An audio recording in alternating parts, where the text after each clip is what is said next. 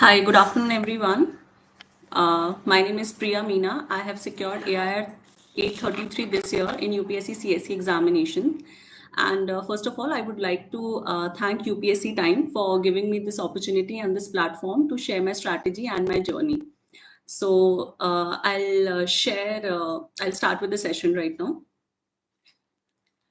So, firstly, a brief introduction about myself. As I mentioned, my name is Priya Meena, and this was my sixth attempt at UPSC. I have previously given three interviews in my second, fourth, and this was my sixth attempt. And I could not clear prelims in my first, third, and fifth attempt. So, it has been a long journey of 7 years. And so I would like to focus on prelim strategy, and then I'll tell about what were the learnings when I couldn't clear prelims. Then after that, we'll go on to the sources which I referred for prelims and mains both. And finally, we'll look into the personality test aspects. Further, we'll also look into how we should handle stress and anxiety during this preparation. And in the end, I would also talk about Plan B because I'm already working in RBI as a Grade B manager.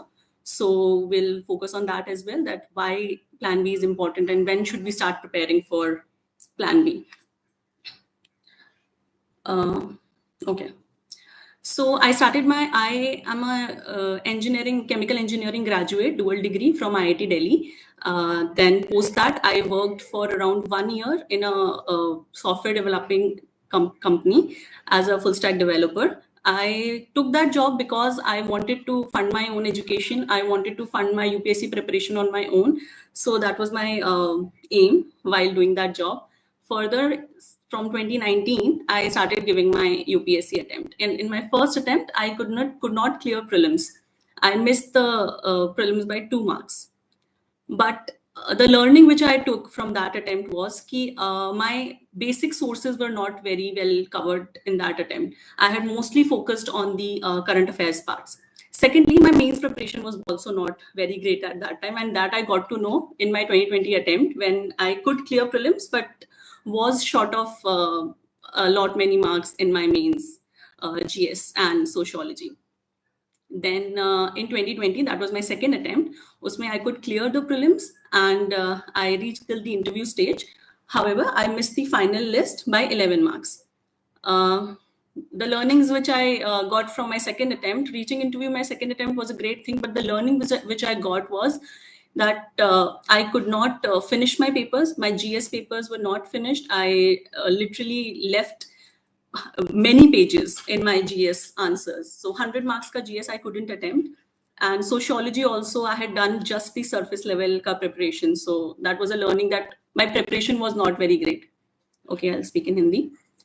Then, but at that time, उस समय मुझे interview में काफी अच्छा score मिला था 180 and इस वजह से जो मेरा फाइनल मिस हुआ था वो 10 मार्क्स का ही था. तो मुझे लगा था next attempt that will be my 2021 attempt, उसमें मैं बहुत अच्छा परफॉर्म कर पाऊंगी.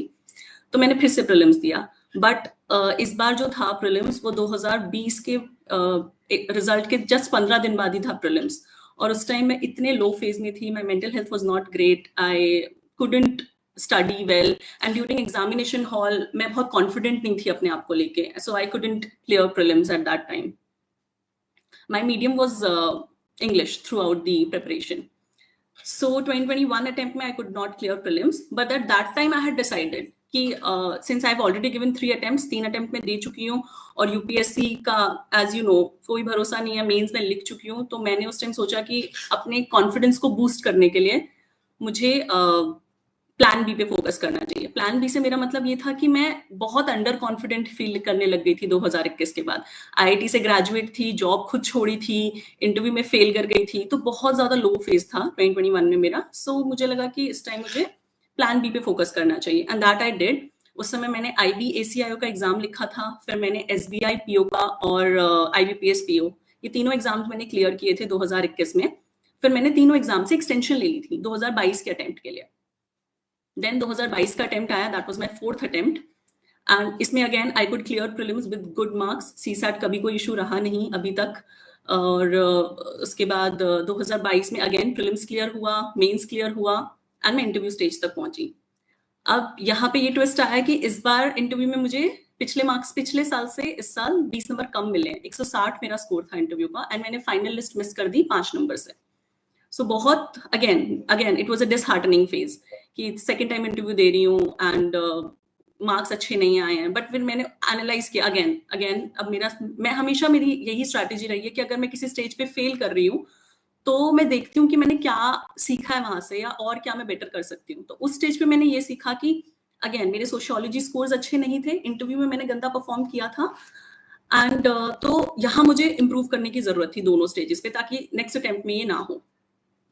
सोशियोलॉजी में मेरा स्कोर दोनों बार अभी तक 224 223 रहा था, तो optional was a big hurdle for me अपने शुरू के अटेम्प्ट्स में। देन उसके बाद इस साल मैंने जो मिस की लिस्ट वो 5 नंबर से थी, फिर मैं लिस्ट पे नाम नहीं आ पाया। मुझे लगा कोई बात नहीं, 2023 का अटेम्प्ट अच्छे से देंगे, बट शायद भगवान को नहीं चाहिए था कि 2023 में मैं एग्जाम लिखूं, तो 2023 में मैंने CSAT में फेल किया and that came as a shock for me because isse pehle CSAT was never an issue for me. I had always been a great student in maths. I am good with comprehension as well, but I don't know what happened during the CSAT session. I could not solve many questions 2023 mein because my comfort areas were not PNC and number system. And इससे पहले मैं हमेशा बाकी questions attempt कर लेती थी, reasoning के कर लिए या सिलॉजिज्म कर लिया, प्रॉफिट एंड लॉस कर लिया। बट इस साल आपको पता है 2023 का CSAT कैसा आया था एंड मुझे उस साल 65 मार्क्स मिले थे CSAT में, so I couldn't clear CSAT. Again, a very low phase came into my life and I was like, this 5 attempts I've given, no job, nothing. So at that time I started preparing for RBI. RBI में मैं अभी as a grade B manager job कर रही हूँ। तो मेरी एक friend थी, उनसे मैंने इंस्पिरेशन ली कि हाँ मुझे भी RBI का एग्जाम दे देना चाहिए। मैंने डेडिकेटेडली RBI के लिए प्रिपेयर किया 2023 में एंड लकीली मैं RBI में मेरा एग्जामिनेशन सेलेक्ट हो भी गया। एंड 2023 में एक और अच्छी चीज हुई कि 2022 के मार्क्स के हिसाब से स्पोर्ट्स अथॉरिटी ऑफ इंडिया में मुझे एज एन असिस्टेंट डायरेक्टर के लिए चुना गया।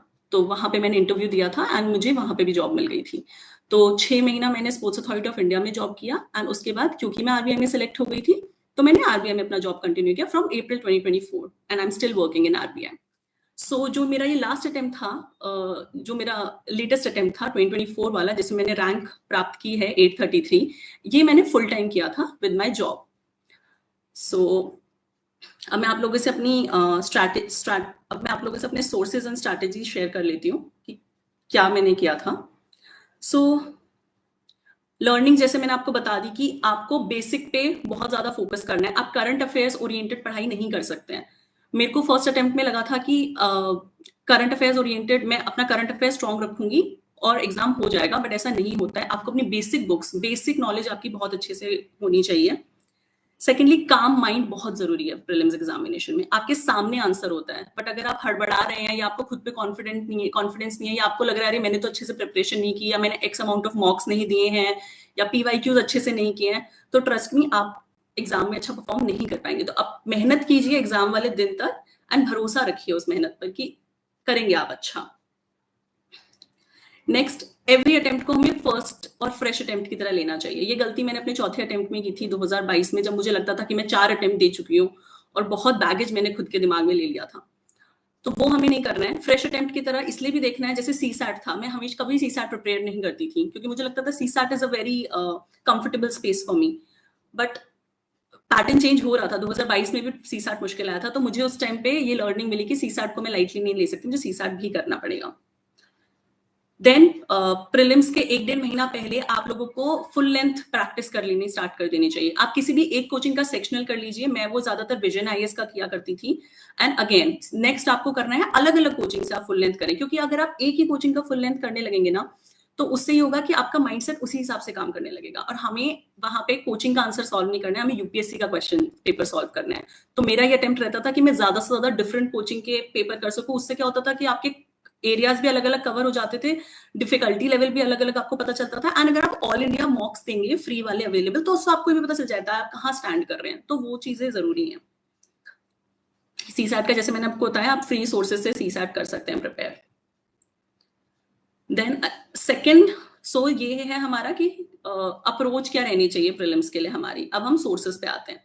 पहला वुड बी न्यूज़पेपर. न्यूज़पेपर आपको बहुत डिलीजेंटली पढ़ाई करनी है न्यूज़पेपर से. इसलिए जरूरी है क्योंकि न्यूज़पेपर आपको एक तो अवेयर सिटीजन बनाता है, बहुत जरूरी है, क्योंकि आप जब इंटरव्यू देंगे, जब आप मेंस का आंसर लिखेंगे, तो आपको पता होना चाहिए कि मल्टी डायमेंशन जो हम बात करते हैं वो कहाँ से अंडरस्टैंडिंग आएगी, वो आपकी न्यूज़पेपर से ही आएगी।